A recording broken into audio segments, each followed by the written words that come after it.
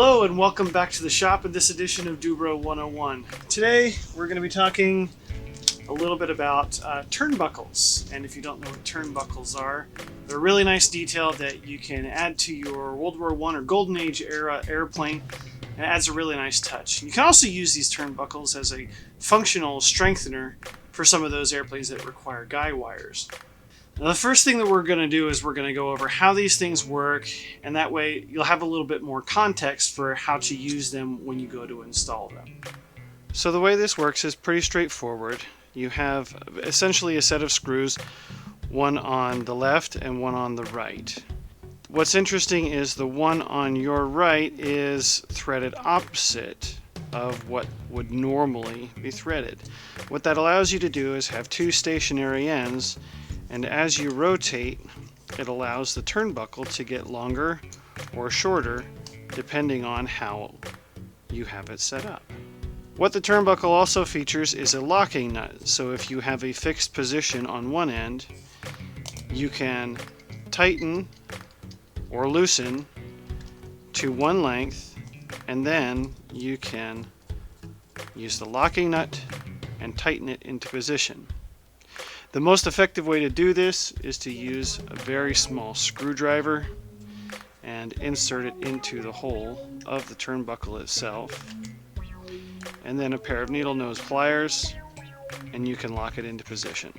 Those are the two basic tools that you need to use this.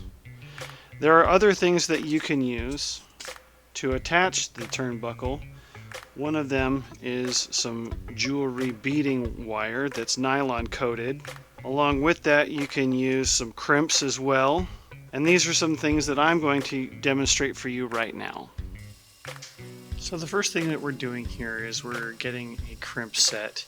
And for knowing how to do these basic crimping tools and techniques, I highly suggest you check out the Dubro 101 series on pull lines, where we've already discussed this at length and detail, where you can learn about that.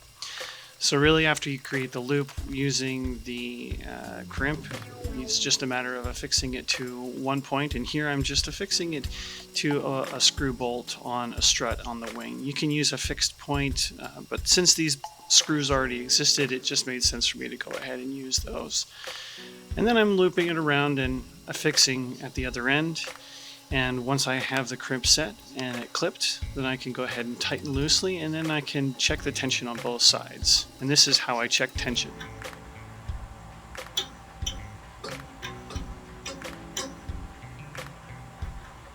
And it's not exactly the most scientific method, but matching the pitch works, and once they're about the same pitch and I feel that it's tight enough, I go ahead and tighten the set screw on the turnbuckle. Well, that's it for this edition of Dubro 101. Hope you found something useful and insightful and something shareable, something that you can share with a friend. Make sure you go on over to the Dubro website and pick up all of your hobby hardware needs.